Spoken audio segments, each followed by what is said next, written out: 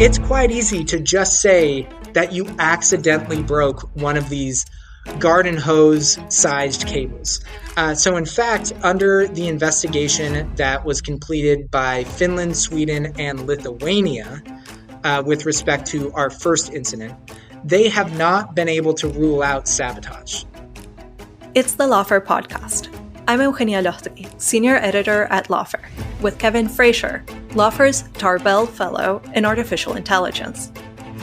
If we can do a better job of monitoring where these Shadow Fleet ships are going and take actions against those that have been involved in alleged events, then perhaps we can cut down on the frequency of these incidents or acts of sabotage. Today, we're talking about recent disruptions to undersea cables and the plans in place to protect them. So, Kevin, last May, we were chatting about the range of threats that undersea cables are exposed to and some of the policy solutions that are underway to protect them. I was not expecting to have to do an update on undersea cables, a few months after that, but a lot has been happening, right? We've witnessed even more disruptions to undersea cables. Notably, several of those instances are suspected sabotage. Right. So why don't you start us off with a brief overview of these incidents, kind of to justify why we're here again? Yeah, I think it's definitely justified. And unfortunately, I don't think it's the last time we're going to have a sort of news-breaking undersea cable pod. So buckle up or get your floaties ready for future undersea cable podcasts. To kind of situate all this before I get into the nitty-gritty of all of these different incidents, because there's a lot of details for each incident, I want to just make sure that listeners are aware of a couple key things whenever we're talking about an undersea cable incident. Some key factors that we would pay attention to with respect to international law are things like, where did the break actually occur? So for folks who didn't take the law of the sea in law school or aren't oceanography nerds, there are a couple different territorial dimensions to the sea itself. So we have the territorial sea, that's 12 miles out from the coastline. We have the exclusive economic zone, that's 200 miles out from the coastline. And then we have areas beyond national jurisdiction, and that's the high seas. So that's a very quick crash course in some of the key different legal areas of the sea. As you move further from the nation's coastline, then the nation's laws are less and less applicable. The nation itself has fewer controls over the ships sailing through those areas. Okay, so we've got that in mind. That's one key consideration. Where did the break of the cable actually occur? Another key consideration is the flag of the ship. Right? What flag is it sailing under? And where is it registered? So that's another key variable. We also want to know what's the nationality of the crew members themselves. And then where is the ship actually going and what kind of ship is it? Obviously, we're going to treat a warship quite differently than we would treat, let's say, just a run-of-the-mill fishing ship. Before I get into the incidents themselves, one other key fact folks need to know. There are about 100 to 150 cable breaks per year. These cables are about the size of a garden hose, so anything from a shark bite, some allege, to a big rock, to an anchor can cause these cables to break. Most of the time, those breaks are accidental or as a result of natural disasters. But when you start to see break after break after break, things start to seem a little bit more than a matter of coincidence, as pointed out by some of the foreign ministers that we'll discuss in a second. So, diving, pun intended, into our first incident, November 17th and 18th, we are in Sweden's exclusive economic zone, and two different cables were broken. First was the BCS East-West Interlink, which connects Lithuania and Sweden. And then the next day, we had the Sea Lion 1 fiber optic cable that connects Finland and Germany. And what's key here is that in neither of those break situations did we see any massive disruption to internet connection in any of the aforementioned countries. So thankfully, where we see redundancy among cables, usually a cable break doesn't cause any sort of massive economic disruption or communication disruption. Can you say a little bit more about this redundancy and why we didn't see any sort of effect from the disruption? Yeah, so when we're talking about redundancy, we're just focusing on the number of cables that connect to a jurisdiction. So if you see a break in traffic that was going along one cable, so for example, the BCS East West Interlink provides about 20 to 33% of Lithuania's internet capacity. So when that cable broke, that traffic had to go elsewhere. For countries that have a lot of different cables connected to it, that's not a huge deal, right? That traffic can be routed to other cables, and pretty quickly we'll see a normal internet service return. In contrast, a couple years ago, there was a underwater volcano eruption outside of Tonga, and Tonga doesn't have a whole bunch of cables. And so when you see spots that have fewer cables, for example, then one break actually can be quite significant. But in the context of the Baltic Sea, there are cables going east, west, north, south, all over the place, which is one of the reasons why we may see more cable breaks in this area going forward. But with respect to these two cable breaks, we didn't see huge effects on the economy or internet service. The likely culprit here was a boat by the name of Yipeng 3. This is a bulk carrier that flies under a Chinese flag. And it appears that one of its anchors was significantly damaged. And that suggests to some outside observers that the Yiping 3 had dropped its anchor, dragged it across the seafloor, and as a result, broke these two cables. Notably, it had previously been at a Russian port and had several Russian nationals on board. So, just to summarize there, a ship flying under a Chinese flag with multiple Russian crew members that had previously been at a Russian port goes through the Baltic Sea, breaks two cables. So, unsurprisingly, what does the German defense minister think about all this? He says, quote, "This appears to be a hybrid action," right? So, we're seeing more and more of these alleged incidents where we have non warring ships. We hear a bulk carrier seemingly going on a commercial voyage and then breaking these cables. And there are two countries that tend to be involved in these sorts of air quotes incidents: Russia and China. Just as the German foreign minister was a bit skeptical that this would have been a accidental anchor drop and drag, the Lithuanian foreign minister had this to say, quote, "If I had a nickel for every time a Chinese ship was dragging its anchor on the bottom of the Baltic Sea in the vicinity of important cables, I would have two nickels," which isn't much, but it's weird that it happened twice. And so I think that gets the point of there can only be so much coincidence when you see these types of cable breaks. I think that's fair in terms of the coincidences, but I'm going to maybe take you a little bit outside of your comfort zone here. It is interesting that we have a ship with a Chinese flag in the Baltic Sea doing something that, seems to benefit Russia, and there's Russian crew members on board. What does this tell us about the relationship between Russia and China and how they're, maneuvering in these different jurisdictions?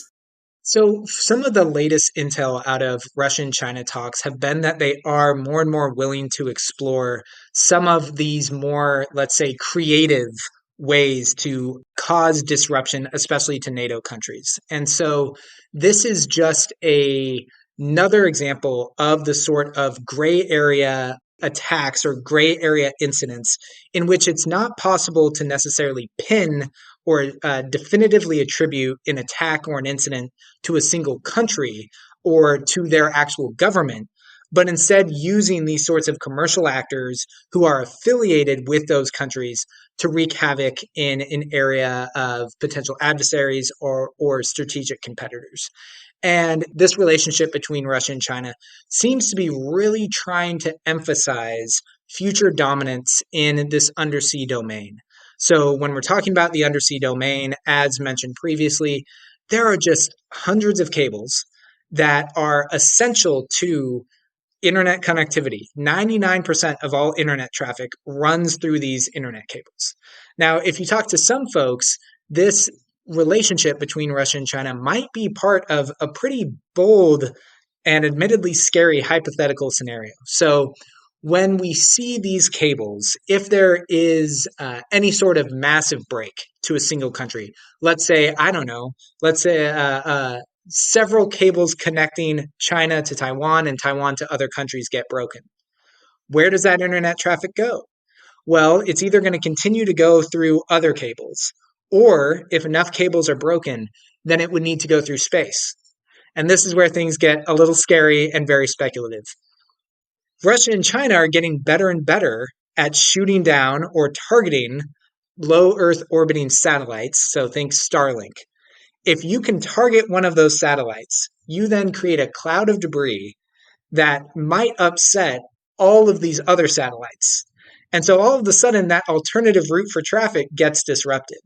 So you can begin to play these scenarios out where the countries that really do have dominance in this undersea domain, if they block out satellites as an alternative route and control critical undersea infrastructure, that's a really strong place to be. And so one of the theories about this continued dynamic between Russia and China is that they're kind of testing which cables can we break? What's the response like among these NATO allies? How much time does it take for them to conduct their investigations? How angry are they about these disruptions? What responses are they willing to take? And all of these open questions are just a data gathering exercise for Russia and China. So they're testing the will of a lot of these countries, which has been quite interesting to see, especially with respect to some of these investigations. And I want to get into the maybe more specifics of each investigation and what have we actually learned from the response. But before we do that, what you're talking about seems particularly relevant for one of the other incidents, the one that happened in January in front of Taiwan. So maybe you can tell us a little bit more about those two other incidents so that, we can apply everything, that you're saying to actual case studies. Yes. Get to the facts, right? So, on the facts of our second incident, I'll take you back to Christmas 2024, way back when. And now we are dealing with a ship, the Eagle S, that was sailing from St. Petersburg to Egypt. This is a 70,000 ton crude oil tanker, and it was going again through the Baltic. And this time we saw a cable connecting Finland and Estonia experience an outage. Here, in this case, this was not a telecom cable, but instead dealt with electricity. And there were no reported electricity supply issues in Finland or Estonia. There are a possibility that 4 telecommunications were also damaged, but that's something that we're still waiting to resolve. So hours after that cable break, Finland was conducting normal monitoring activities and saw that there was a broken cable and then actually deployed a helicopter to board the ship's deck and get some more information from the captain and prevent the vessel from sailing any further. Some important facts about the Eagle S: it's registered in the Cook Islands. Again, it's set off from Russia the day before, and it's currently being investigated by Finland for criminal charges. And we can get more into that in a second. Our last incident occurred on January 3rd, just outside of Taiwan. And so some quick general setting of this event. There are about a dozen or so cables that connect Taiwan to other countries in the region. Notably, this was the alleged 21st break in a cable to have potentially been done by China. So a China-owned vessel flying a Cameroonian flag, manned with Chinese nationals, was sailing back and forth over Taiwanese cables for about 2 weeks. And then, shocker, a cable broke. This cable was a Trans-Pacific Express cable that belongs to the Taiwanese government, a Taiwanese government-run company. No major service disruption was reported, thanks again to the redundancy of the cables connecting Taiwan. Taiwan tracked the ship down, but was unable to board to conduct any sort of investigation or confirm the ship's logs, for example, because of rough seas. So as things stand right now, as of January 7th, Taiwan is trying to coordinate with South Korea, the port of destination for this ship to try to make sure it doesn't sail any further and get all the way back to China, for example. So let's get back then to the point that you were making before about how are these investigations carried out? What are some of the challenges? You just pointed to some of them, and I think you've been dropping hints about jurisdiction, about weather, about, the flag, and how rapidly you realize that there's been an incident involving the undersea cable. But maybe, if you can list them in a little bit more structured way, I think it's interesting, especially if you could point us to whether there's been changes recently in the way that countries are reacting to these disruptions as they're considering them part of the hybrid warfare from other countries. Yeah, so to start, now that we've covered the facts, you're setting me up for just going into professor mode. Now we get to cover the law, which is great. So turning to the law, sadly, we have to turn way back in history. We have to go all the way to 1884 and consult the Convention for the Protection of Submarine Telegraph Cables. 1884. That should first just cause people to be like, what the heck? Amazon wasn't around. We've been thinking about it for a while. We've been thinking about it for a while, and lawyers take their time. Excuse you. I guess, yeah, we take plenty of time. So the critical provision in this convention is Article 10. So Article 10 is not a light read, but it deals with when and if a country may be able to board a vessel after a broken cable occurs and what sort of investigation they may be able to conduct. Some of the factors that turn on the permissibility of such an investigation is, again, where that ship was sailing, what flag it's flying under, and also whether or not the captain consents to a search. That may be a factor as well. For obvious reasons, most captains don't say, come on board, can't wait for you to investigate my logs. But really important to point out is that for the first time, back to that first incident, the November 17th and 18th incident involving Yiping 3, this was the first enforcement action under the 1884 convention since 1959. So to give the listener just a bit of information about that 1959 incident, to set the stage for why it's so important to have clarity around Article 10. Pursuant to Article 10 of the Cable Convention, we had a U.S. Navy warship intercept a trawler that was sailing around transatlantic cables connecting the United States and Canada. And so we saw aerial images of this fishing trawler seemingly going over cables, and then we saw reports of these cables breaking. And so the United States cited Article 10 of this convention, and it was able to board the vessel and then seek out information for the ship's papers about where it had sailed, why it was sailing, and learn more, for example, about its location and actions with respect to the broken cables. So if we have clarity around Article 10, then we can really conduct more meaningful investigations because we can match up the captain's logs against other data about where the ship may have been. We can learn more about the quality of the seamanship of that vessel. And we can learn more about, for example, does the anchor appear damaged? Were there any weather-related issues that they reported? So having this sort of investigation is really important to getting a better understanding of why a cable may have been broken. Because as listeners may have detected, it's quite easy to just say that you accidentally dropped your anchor and then you carried on and you accidentally broke one of these garden hose sized cables. So in fact, under the investigation that was completed by Finland, Sweden, and Lithuania with respect to our first incident, they have not been able to rule out sabotage. The United States, on the other hand, said that these cables were not deliberately cut. And so we're already seeing that how you conduct an investigation is something that we haven't mastered. We haven't come up with a standard template, and we still don't have clear legal authority about who may conduct an investigation and what that investigation may look like. So that's a general overview there. And I think it's important to point out that the interpretation of Article 10 is very much contested even among some of these allied nations. So, for example, in Finland, they have seen some of their leaders say that if critical infrastructure, such as undersea cables, has been destroyed or seriously damaged, then, of course, according to the custom of necessity, as well as perhaps a very liberal reading of Article 10, you should be able to conduct an investigation.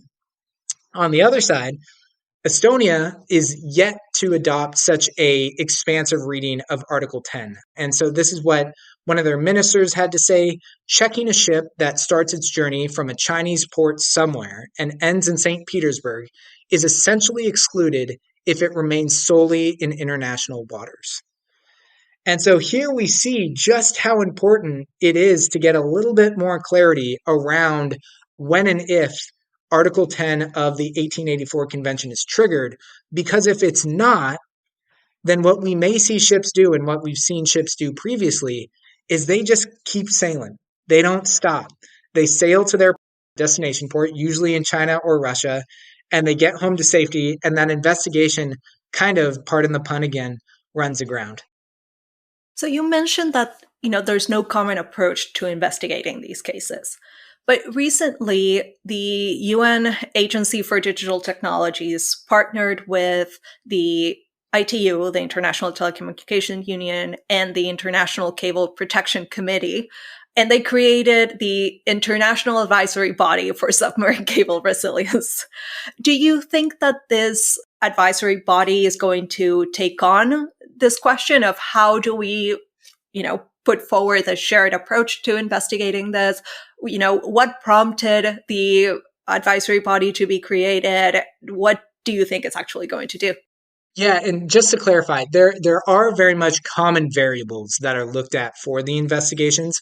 What's not uniform is the interpretation of the 1884 convention, as well as UNCLOS, the Convention on the Law of the Sea, as to when and how those investigations may be conducted and by whom. Gotcha. Thanks for clarifying. Yeah, no problem. So with respect to, yes, our advisory body that I won't repeat the entirety of. So this group of 40 members, they have stated their purpose is to promote, quote, best practices for the deployment, maintenance, and rapid repair of submarine cables to minimize disruptions. And some of the key things they plan to look at are information sharing among countries and information sharing among private and public actors. So most of the undersea cables are owned and operated by private entities. And that creates an odd dynamic in and of itself. If you had, for example, Google running our interstate highway system, well, then it would be odd for the federal government would need to establish some regular communication and information sharing to learn, for example, about vehicle crashes. Yet we have this dynamic where Google, Meta, Amazon, and other massive companies are creating more and more cables and maintaining these critical pieces of infrastructure. And so, one big area that I think this advisory body can hopefully assist with is creating more norms and expectations around information sharing between private and public actors, both the owners of the cables and then the surrounding governments.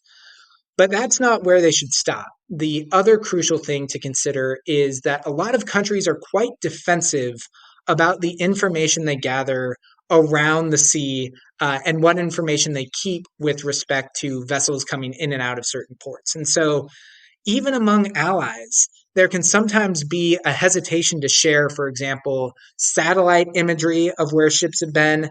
There may be a hesitation to share what sort of Coast Guard operations they've been doing to monitor different ships.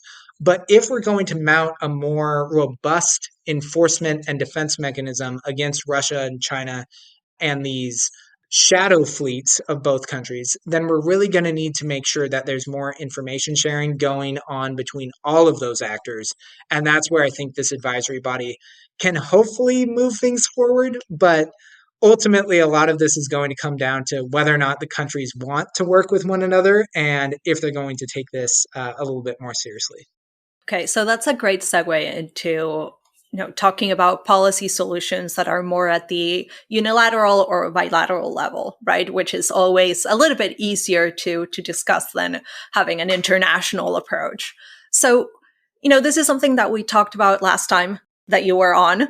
We discussed some of the policy solutions that were underway. So, it's only been a few months, but I wonder if there's an update there, right? Given these incidents, the increased number both of accidents, but also suspected sabotage, are there concrete actions that are being taken? And do those actions look different depending on whether you're planning to prevent or create resilience against accidents or you're preparing for sabotage?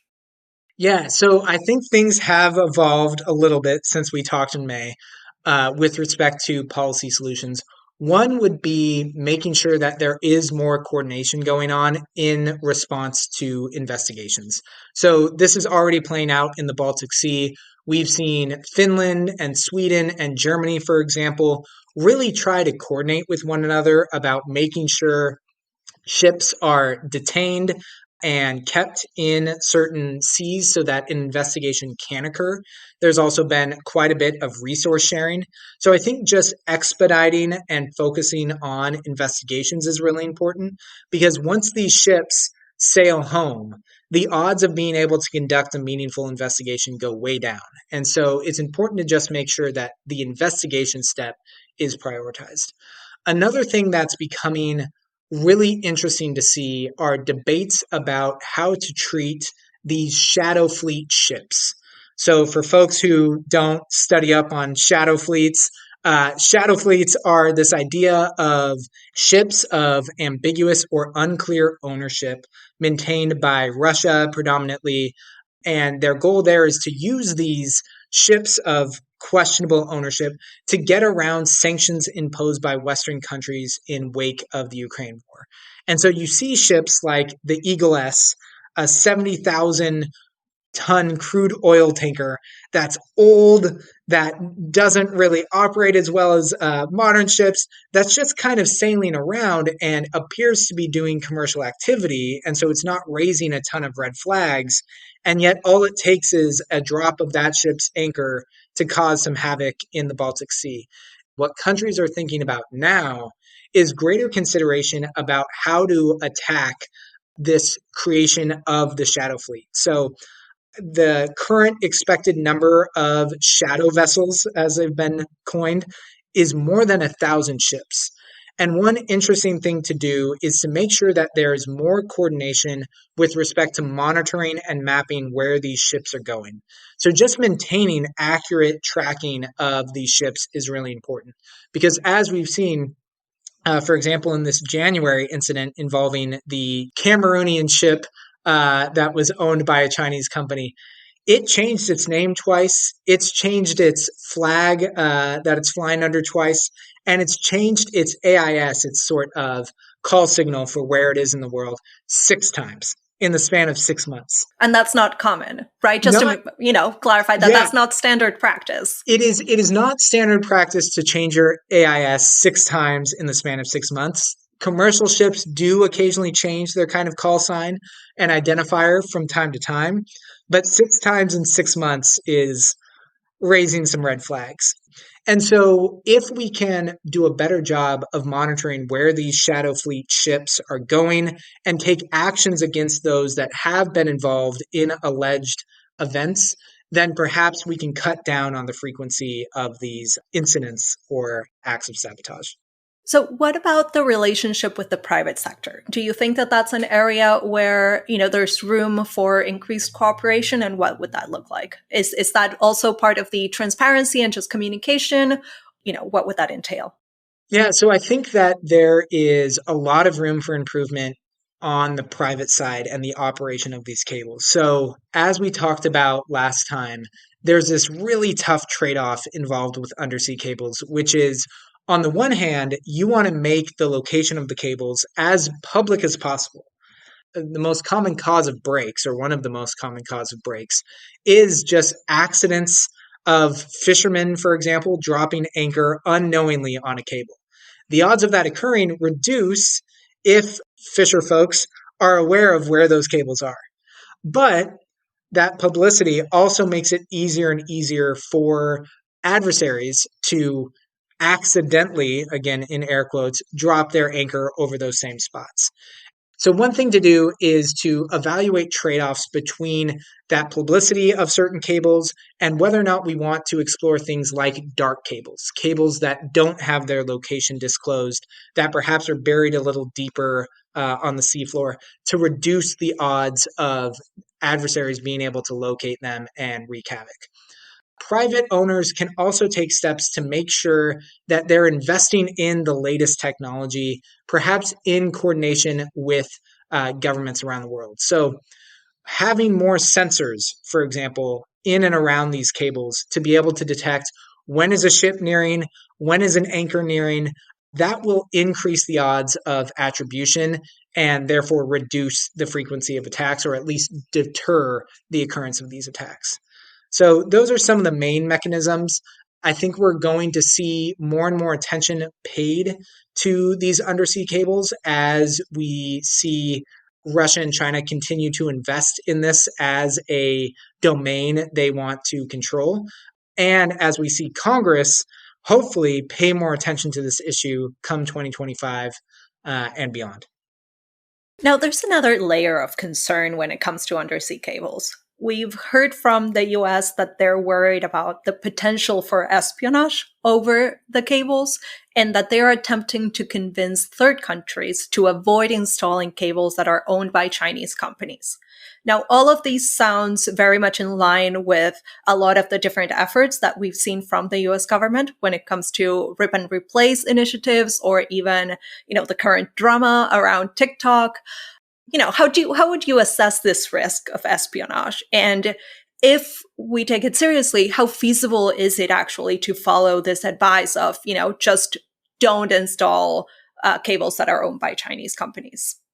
Yeah, so I'm less concerned about the espionage risks of using Chinese owned cables or Chinese made cables.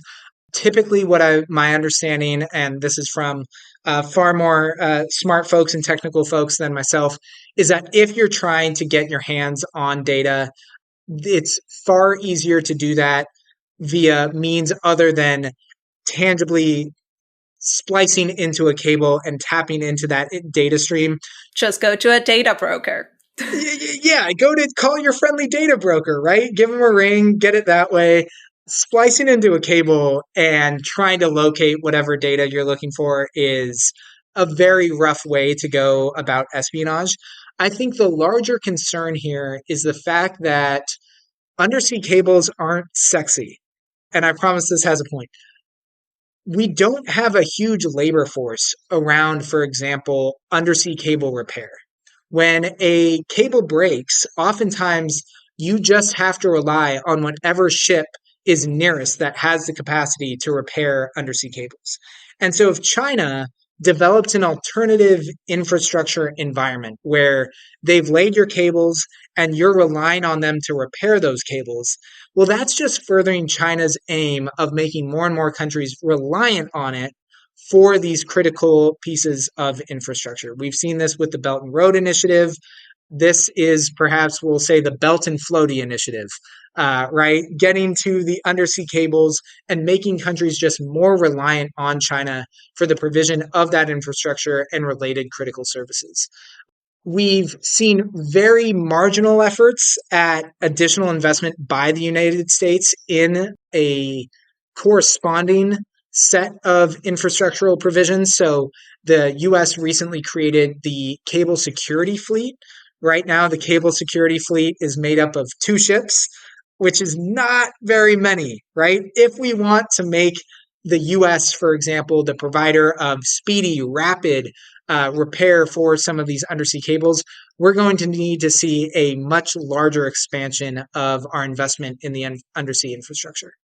So this is related, right? In September, we saw that the State Department announced a program with the Pacific Islands where the US and other regional governments contributed some funds to a Google project to lay some thousands of kilometers of cable, right? And to a uninformed observers, such as myself, this seems like a fairly good way to encourage the adoption of trusted infrastructure in, as many air quotes as I can put, whatever that means. And it seems to be in line, with the general approach of cyber solidarity that the Biden administration and the Cyber Bureau have been pushing for. Now, this is maybe a little bit of guesswork for you, but as the administration changes, do you anticipate a different approach from the Trump administration? How do you see, whomever is going to be in charge of this, how are they going to respond to both attempted sabotage and trying to push forward a trusted provider of critical infrastructure? Hey, honey, I unfortunately can't provide clear insight into what to expect from the Trump administration. I think what we've seen previously in his first administration was a real focus on making sure that the appropriate agencies had more information about where and when these cables were being laid and by whom. And so I'd expect additional scrutiny on any creation of new cables around the world. I think the FCC, the DOJ, and the DOD are going to pay a lot of attention to who's involved in laying that cable, who are the corporate sponsors of that cable, and getting a sense of whether they're comfortable with that cable connecting or carrying US traffic. I also think that being aggressive on this front aligns well with a sort of American first mentality, where if we're going to compete with China, which the Trump administration has said it plans to do, for example, in AI, well, then certainly we don't want to lose the undersea domain and dominance on that front. So the next kind of iteration of undersea fighting or undersea dominance here looks like undersea drones, looks like more and more sophisticated submarines and submersibles. And those are areas of innovation. And we've seen that the Trump administration previously has really tried to sell itself as championing and trying to cultivate more innovation when it comes to America's defenses. And so this is one area where that might be a really good place to go, because if, for example, we can develop more sophisticated ROVs, remote operated vehicles that can go down and dive and repair a cable, well, then suddenly the threat of cables being broken is less severe. And again, that may act as a deterrent. So, that sounds like a great approach if you're thinking about it kind of exclusively from an American perspective and what they can do. But, do you think those advances would be shared with NATO, since they are the ones that apparently at the moment seem to be dealing with this kind of sabotage a little bit more than others, or in the case of Taiwan, that might be a little bit trickier of a question, but how cooperative would this focus be? So I think to go back to the idea of how can we have a collective better approach to protecting undersea cables, I think that the sort of investment I was talking about in cable repair ships, the sort of investment in new undersea drones or ROVs, I don't think those would necessarily be shared resources that would, for example, be of immediate assistance to Baltic Sea countries. Instead, I think the real value add for the United States that may become more feasible as this becomes a larger and larger topic on national security agendas would be engaging and leading in that information sharing. So the more that the US can cultivate a sort of culture of information sharing, I think is really going to be the critical question and the critical thing to look for in 2025. If the US doesn't lead by example in sharing aerial images, in sharing its own tracking of different vessels, then I think that sets a tone that perhaps we're going to see countries be a little bit more defensive and closely held with respect to some of those investigatory resources and pieces of information. I think that's a great place to leave it at. Kevin, thank you so much for joining me for this update. Thank you. The Lawfare podcast is produced in cooperation with the Brookings Institution. You can get ad-free versions of this and other Lawfare podcasts by becoming a Lawfare material supporter through our website, lawfaremedia.org/support. You'll also get access to special events and other content available only to our supporters. Please rate and review us wherever you get your podcasts. Look out for our other podcasts, including Rational Security, Chatter, Allies, and The Aftermath, our latest Lawfare Presents podcast series on the government's response to January 6th. Check out our written work at lawfaremedia.org. The podcast is edited by Jen Patia, and your audio engineer this episode was Kara Schillen of Goat Rodeo. Our theme song is from Alibi Music. As always, thank you for listening.